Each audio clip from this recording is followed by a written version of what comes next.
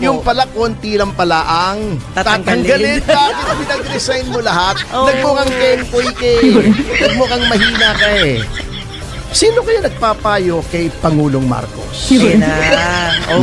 Kasi, parang sinasabotahe siya eh. Pero dapat nag-iisip Si din ang Roosevelt. Pangulo. Ewan ko. Dalawa. Actually, ang tinanggal lang na may isa eh. Yung dalawang tinanggal, hindi naman tinanggal, ni-reassign Nilipat lang. Oo, parang nagtitrip to Jerusalem lang sila, paiba-iba yung upuan. Ano ba yan? Parang yung hapunan, naghahapunan kayo pamilya, Opo. sama-sama, nagpalit-palit lang ng sinya, si kuya pumunta roon sa kaliwa, si ate pumunta roon, si mami pumunta rito. Ganun lang eh. Ha? Maging kamote. Ang daming tao nagkasabay-sabay. Anyway, speaking of traffic, alam nyo, eto may napansin na naman ako na alam nyo, sino kaya nagpapayo kay Pangulong Marcos? Ayun na. Oo nga naman. Kasi, parang sinasabotahe siya eh. Hindi kaya sinisira lang siya, no? Hindi ko alam eh.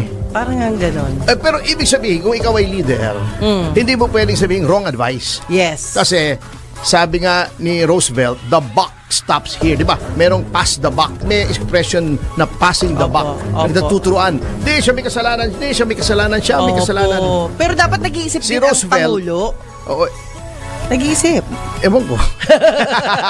Pero may nakalagay sa desk ni Roosevelt. Ibig sabihin, the buck stops here. Ayun. Ibig sabihin, pag pinasa sa akin at ako may kasalanan, wala na akong papasahan pang iba. Ayun. Ibig sabihin, kung anong mali ko, ako may kasalanan noon kahit wrong advice, etc. Kasi di ba diniscuss na natin yung mass resignations na maling-mali yun. Yung pala, konti lang pala ang tatanggalin. Bakit pinag-resign mo lahat? Nagmukhang kenkoy ka eh. Nagmukhang mahina ka eh. Sana pinili na lang yan, no? Yan eh, kinakausap yan. Alam mo, I've had the benefit of picking the minds of two former presidents. Si Pangulong Arroyo at si Pangulong Estrada. At ang nangyayari dyan, kinakausap po yan eh. Halimbawa, ayaw mo na sa akin, ikaw ang presidente. Hindi mo pagre-resignin lahat. Tama. Kasi, bakit hindi mo pagre-resignin lahat? Bago sasabihin mo pa, tatanggalin mo yung underperforming. Kasi, napo-focus yung atensyon ng tao doon sa mass resignations. Saka kasiraan nila yun, di ba? Oo. Napo-focus doon. Ngayon, pag may tinanggal ka, kitang-kitang tinanggal mo. Unless yun ang purpose mo, na ilihis yung usapin ng bayan mula doon sa pagkatalo mo sa eleksyon. Kasi hindi maitatangging talo ang administrasyon doon sa nakaraang eleksyon. Okay. Kasi, kita mo, kung kakausapin mo lang isa, dalawa, actually ang tinanggal lang na may isa. Yung dalawang tinanggal, hindi naman tinanggal, ni-reassign lang eh. Oo, parang nagtitrip to Jerusalem lang sila, paiba-iba yung upuan. Ano ba yan? Parang yung hapunan, naghahapunan kayo pamilya, sama-sama, nagpalit-palit lang ng sinya, si kuya pumunta roon sa kaliwa, si ate pumunta roon, si mami pumunta rito. Ganun lang eh. Maging kamote. Kakausapin mo lang yan, pare, thank you for your service, but mukhang hindi dyan nababagay ang iyong mga skills. Oo. Baka pwede magdahilan na lang tayo na health reasons o personal pressures of personal nature. Marami naman dahilan eh. Then sasabihin mo na lang, i-announce mo na lang, I regret to inform you that Mr. Secretary so-and-so has resigned. Yes. And because of personal reasons, he's feeling pressure, he can no longer continue, and it is with a heavy heart that I accept his resignation. Isa lang palang target mo. At tulad niyan, Kengkoy, pinag-resign mo lahat. Pero aalis ka, di ba? Aalis ang Pangulo iibang bansa. O kung hindi nag-ibang bansa na, di ba, sa ASEAN? Ang tinira niya, si Remulla, isa sa mga caretakers, si Remulla, di alam mong may tiwala siya kay Remulla, hindi niya patanggalin. Bakit pinagsubmit mo ng resignation? Useless. Mukha kang Kengkoy. Sino ba nagpayo kay Pangulong Marcos noon? Nako, medyo tingnan mo kung anong pinaghihitit mo dyan o iniinom mo o ano. Baka humihitit ka ng katol dyan.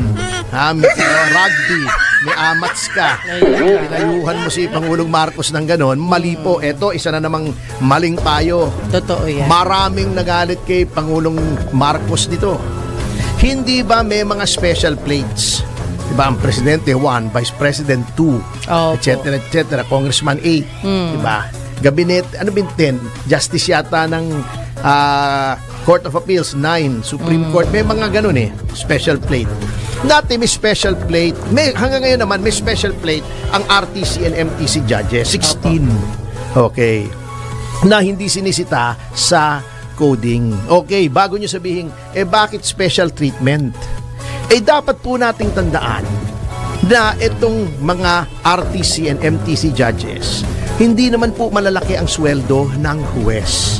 Ayun. Akala nyo lang makapangyarihan kasi meron silang poder na maghusga kung sinong makukulong, sinong hindi, sinong magbabayad, sinong hindi, appealable pa naman. Ngunit, ang MTC at RTC, yan ang tinatawag na trial courts. Diyan naglilitis. Yung CA, Supreme Court, Court of Tax Appeals, yan. Hindi naman po naghihiring dyan. Apila lang yan, nagbabasa lang yung mga justices dyan. Mahalaga rin siyempre ang kanilang papel. Okay. Naglabas na executive order last month yata. Yeah. Hindi na daw i-recognize yung sa RTC at sa MTC. Ano yung kaugnayan na sinabi kong maliit ang sweldo ng mga judges? Karamihan po ng mga judges na kilala ko, isa lang ang sasakyan. Di may coding. Yun na lang nga inaasahan nila para hindi sila ma-coding. Anong gusto mo mangyari? Kung coding yung sasakyan ng isang huwes, hihintayin niyang matapos yung window ng coding bago siya pumuntang. Pinag-jeep siya. Ibig sabihin. Hindi. And not only that, hihintayin niya, mag-jeep ba naman yun? Siyempre, huwes naman yun. Kayo naman, Siyempre, kailangan naman ng convenience. Pag jeepin mo, hindi pagdating doon, mukhang pindangga na yun. Nausukan yun. Paano magtatrabaho ng maayos? I mean, let's be realistic. Opo. Hihintayin nung matapos yung coding o di ba delay yung trial? May kasabihan, justice delayed is justice denied. Okay. Kung gusto mo walang protocol plate ang lahat, bakit yung CA meron? Bakit yung Supreme Court meron? Bakit yung Court of Tax Appeals meron? Bakit yung Ombudsman meron? Lahat naman yan involved sa administration of justice. Decision ba yun ng MMDA? Hindi, decision ng Pangulo, executive order di nagagalit ngayon yung mga judges. Ininconvenience nyo kami. Gusto nyo speedy trial, gusto nyo mabilis ang takbo ng hustisya dito sa batas bago pinahihirapan nyo yung mga trial judges. Yung trial pa ang pinahirapan. Yung mga prosecutors, may special plate din yan, na ba dyan binibigyan ng kortesiya dahil ba sila ay prosecutor? Dahil ba dapat sila may special privileges dahil matigasin sila? Hindi, sapagkat they are involved in the administration of justice. Nahuli ang piskal kasi yung mga nagpapayo kay Pangulong Marcos walang naiintindihan Hindi ko naman malaman kung ba't lumusot sa executive secretary. Yung piskal, pag may criminal case, pag wala ang piskal, hindi matutuloy kasi walang representation ang Estado. Ganun yan. Baka gustong magpresidente yung nagpapayo. Kahit annulment. Annulment. Pag wala ang piskal dyan, ay hindi matutuloy yung kaso. Wala yung huwes, syempre, lalo nang hindi na matutuloy yung kaso. Wala yung abogado ng isa, wala namang huwes na magsasabing, sige, ituloy mo yan. Although pwede yon, hindi naman fair yon. Hintayin natin. Sabihin ng abogado, kami ng abogado, hindi na kami humihingi ng coding. Okay lang yan, walang coding ang abogado.